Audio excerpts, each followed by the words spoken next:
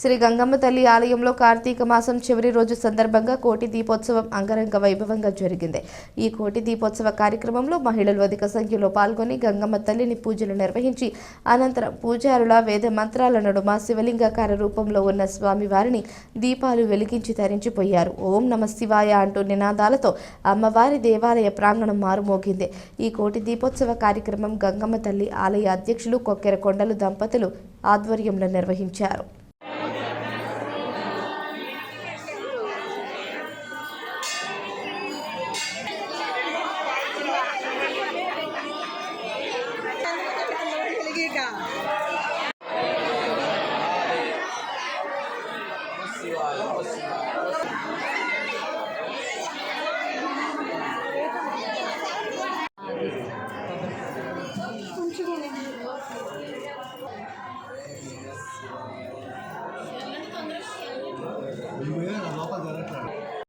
అక్కడేం లేవులే